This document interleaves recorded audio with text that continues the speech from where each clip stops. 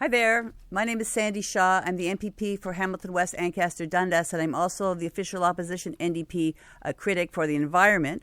We're here today to talk about a very important subject, and that is Doug Ford's Conservative government overturning a ruling of the Ontario Energy Board, which would have protected consumers. This is a really unprecedented politicization of energy decisions at a time when this government had an option to put money back in people's pockets and actually address the realities of the climate change. This government instead chose to overturn the regulator and side with a large corporation, Enbridge, which is going to drive up consumers' bills and also will do nothing to begin to address this climate emergency that we're facing. So, this is a decision that's bad for homeowners, bad for existing customers, and so clearly bad for the environment. And that's what these folks are here to talk about. So I'm joined here with the Climate Lobby Canada. I have with me Guy Hanchett, who's the president of For Our Grandchildren, Dr. Doug Pritchard, I feel like I'm blocking you, Citizens Climate Lobby, Toronto East Coordinator, Kathy Orlando, the National Director, Citizens Climate Lobby Canada, and we're also joined today by MPP Wong-Tam from Toronto Centre. So I want to thank you all for being here and all the work you're doing to protect our climate and your concern for not just this generation, for future generations. So I'll pass it over to you. Thank you so much for being here today.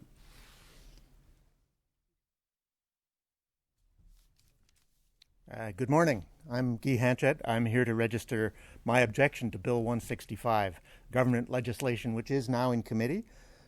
It purports to be something that's going to save us money on energy, but it's not. Ontarians do deserve cheaper, cleaner energy, as the sign out there says. Why do I object? Bill 165 will actually increase the cost of energy for Ontario citizens. Bill 165 threatens democracy. But most important for me is that Bill 165 is bad for the climate, bad for my grandchildren. Bill 165 will contribute to building infrastructure that will only be paid for in 40 years. The pipes that we're going to install today will still be delivering methane gas that is driving climate chaos for another 40 years. That means that in 2064, 14 years after the world is striving to achieve net zero emissions, we'll still be burning methane to heat our homes. How can we be so foolish? Especially when the alternative recommended by the OEB is less expensive and cleaner. Who stands to gain from Bill 165? Enbridge. I can't find anybody else. It certainly isn't my grandchildren, who will have to live with our failure to control climate change long after I'm gone. I plead with the Ontario government to back away from Bill 165. Allow the OEB recommendation to stand, for the sake of all Ontarians today and for the sake of all of our grandchildren tomorrow.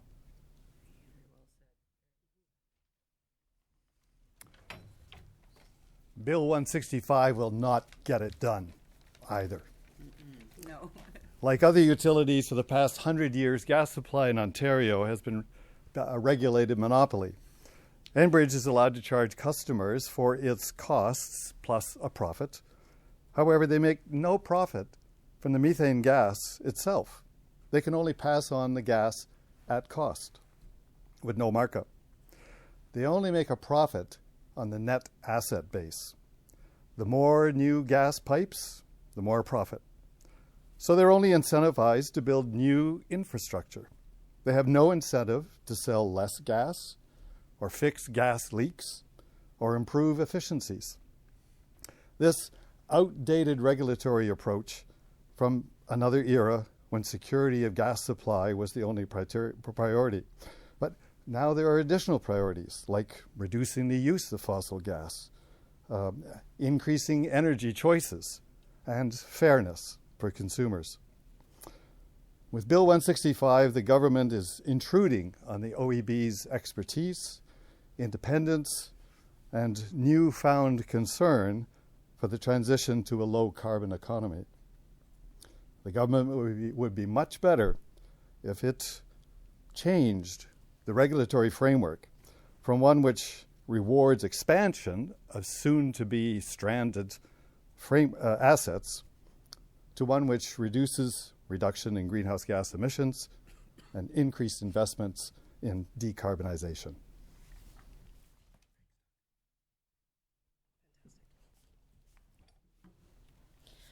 I stand before you to address Bill 165, a bill that will cost Ontarians more, is bad for the planet, and is a threat to our democratic principles. Personally, I experienced the consequences of our changing climate when the roof of my house collapsed due to record precipitation in the winter of 2019. I was lucky. I had special insurance. Note, in 2023, insurance premiums have increased by 7.7%, my only number, I will say today. How much more costs can the people of Ontario and the insurance industry endure? Like the OEB, the International Energy Agency and the Intergovernmental Panel on Climate Change are very clear about the need to build no new fossil fuel infrastructure. The recent IPCC report was also clear that there's enough money on this planet to rapidly transition our energy systems with the right government policies. Bill 165 will do the opposite, and this is leaving us in disbelief. Recent lawsuits against the fossil fuel companies by the City of Chicago and California confirm the fossil fuel industry has not played fair. It's undemocratic to ignore scientists and succumb to climate disinformation. My daughter, Sophia Mathur, has wisely said that we must listen to the experts and cooperate in this climate emergency. I urge all MPPs to consider the repercussions of Bill 165, listen to the experts, and unite against this bill that will cost Ontarians more, is bad for the planet, and is a threat to our democratic principles. Climate action now will make our lives more affordable. Thank you. So I want to thank everyone for being here. As you can hear, there's a lot of passion and concern, and not only is it concern for the lack of this government's action on climate, they have absolutely no climate plan, but the politicization of important energy decisions, the fact that the government would overturn an independent regulator that took over a year to come to this decision that was based in the best interests of the public. These are things that are very disturbing, and we are here and happy to answer any questions that you may have with regards to this important issue. So how exactly will this bill cost more to Ontarians? Could you be a little bit more specific about that? Absolutely. Rather, it'll add costs to individual ratepayers. So the Ontario Energy Board ruled that they wanted to end the subsidy that the Ontario Energy Board was receiving from taxpayers, from ratepayers. But so now, rather than them absorbing the cost, they will now be stuck paying approximately $300 on top of their current energy bills, simply to support Enbridge's bottom line. So essentially, this government has decided that they want you to pay more on your gas bill. They want you to pay more on their gas bill to support the extension of Enbridge's pipeline. So Enbridge's infrastructure, Ontarians are going to pay the cost of that. What would be a more affordable solution if not going with the bill? What exactly is the way out? Well, maybe I'll let someone else discuss that, but I would say, to begin with, overturning Ontario Energy Board and immediately allowing Enbridge to add costs to ratepayers' bills is not an affordable decision. The fact that this government, chose the side of a large for-profit corporation and their bottom line over, the monthly bills of ratepayers is shocking. But it's also a government that seems, stuck on methane gas and has not committed any action towards alternatives, which will, save money and save our methane emissions in the future. And is there anyone here that would like to speak a little bit about investment in alternative energy or heat pumps, for example, which is becoming more and more a viable option to reliance on fossil fuel gas? I think you hit the nail right on the Look, head I did it. perfectly. There you go. And one more question. So just to clarify, what you are asking for today is to keep the Ontario Energy Board decision that was made in December. Exactement. The government has argued that the decision that was made is going to cause the costs of the infrastructure expansion to be put onto the price of homes. And this is especially severe in in rural communities where there is that expansion is more expensive. There's fewer homes to sell, so it's going to be like tens of thousands of dollars on the price of home. Is that not a legitimate concern, considering that that the housing prices are already so high? Well, I agree with the point that we are in a housing crisis and that costs of homes are unaffordable, but we do not see a government directly, this government, doing anything about that. They haven't done that. They can talk all they want, but they have not put forward a housing plan that's going to get housing built, the kind of housing, all kinds of housing that people need in this province. The idea that a for-profit corporation or a developer would say, if they were relieved of this cost, that would take that out of the cost of the housing is not necessarily believable. There's no guarantee that when Enbridge saves money and when developers save money, that they're going to pass this on to the consumer. When have we ever seen that? Have we ever seen that? When we see, for example, when we talk about taking the taxes off the cost of gas, it's not clear that that's actually happening, that it's not just being passed along in additional costs. So if the government was truly concerned about reducing the cost of housing, they would make sure that they played a leadership role and set firm guidelines to how these costs can and can be how these costs shouldn't be passed on, or that they would intervene. But they seem to only be interested in intervening on behalf of Enbridge and not on average Ontarians. May I add to it? Certainly, please. In 2009, a person who was really concerned about the climate crisis in my community up in Sudbury named Boris Nanev built a subdivision of 18 homes using geothermal energy, district energy as the home heating purpose. So no methane gas, no natural gas, or whatever you want to call it.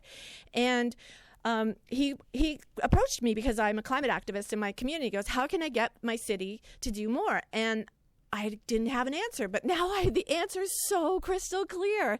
The government is only incentivizing Enbridge. It's not incentivizing geothermal. It's not incentivizing heat pumps. So we need more of that. That's the bottom line here.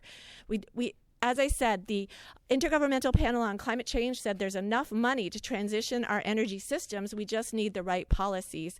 And it's very clear we can build no new fossil fuel infrastructure if we're going to get out of the mess we're in. Right now, in my community, my backyard backs onto the boreal forest. There's no snow. There's no water running in the stream in my backyard. And we're about to go into a heat wave, according to Environment Canada. So buy my N95 masks, but I don't know what to tell my daughter. Thank you. Are you asking for more investment or for a different policy or both? Well, stop investing in fossil fuel infrastructure and look at the math and do the studies and see what sort of things need to be done to incentivize the geothermal energy and the district energies and all those things that we need, and the heat pumps. Do a proper study to make sure there's equity, everything, like people in the north. I'm not from Toronto, so I get how people outside of Toronto go, oh, they only ever listen to people from Toronto. There are real issues of distance and stuff, but there are ways around this without building new fossil fuel infrastructure. Just to take a step back from this bill specifically, this government believes there is a role to be played by natural gas for the next few decades at least. They've argued that it is necessary to have gas plants to ensure the stability of the electricity system, which is going to be required to have additional electrification. And I was just wondering, does the climate lobby recognize or concede that point that natural gas is necessary for at least the next several years to allow for increased electrification and these other things that are going to reduce carbon emissions? Well, that will be our next media event in May. But if you, we're on the OEB, but we're here last week. We had over 50 people, citizens, come to Queen's Park to talk to their members of provincial parliament, not only about the OEB decision, but also about the methane gas being used for electricity. And we've crunched numbers. we feel that there could be a lot more done with clean energy here in Ontario, that we can do a lot more with transfers between Quebec, and lastly, that methane gas or natural gas or fossil gas, whatever you want to call it, should be used only for peaker plants at this point. We are in an emergency. Methane is a very potent greenhouse gas, and I don't know how hot it has to get. I'm not only the director of CCL Canada, I was just on a call with my colleague in Abuja, Nigeria. They're experiencing a heat wave like no other, and they have no electricity, and I'm worried for him. We are in, this is, if you read the Ministry of the Future, these heat waves are going to get worse, and we have to be coming out ahead of them. Thank you.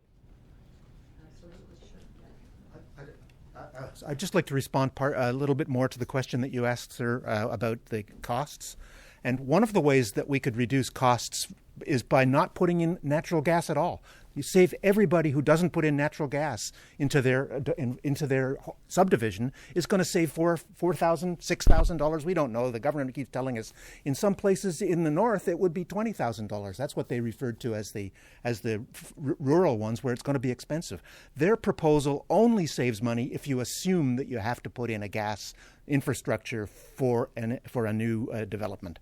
So we can save way more than that, and we can use the money we've saved to do all the things that Kathy just talked about. People say, well, there was not enough electricity. Build the electricity. Don't build more gas lines. Build electrical lines. Beef up the infrastructure that allows us to deliver electricity to the world.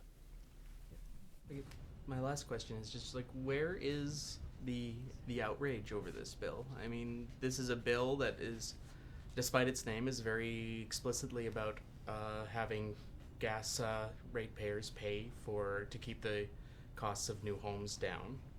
And you think that would be an easy thing to sell to people to be angry about and push back against, but really, it's just you guys, and you guys are environmentalists anyway.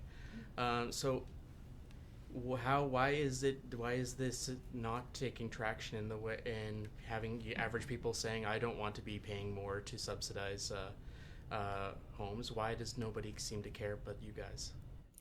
Well, I would start by saying the outrage is here. I would say young people are outraged by the direction that this government is going when it comes to climate change.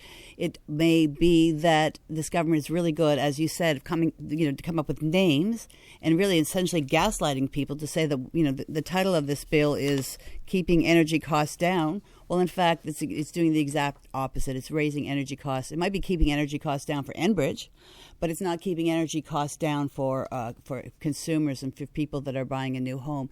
And so I agree with you that that we need to be outraged with this government. I would say that we see a pattern of this government every single time siding on behalf of large corporations. We see this as a government overturned an independent regulator's decision.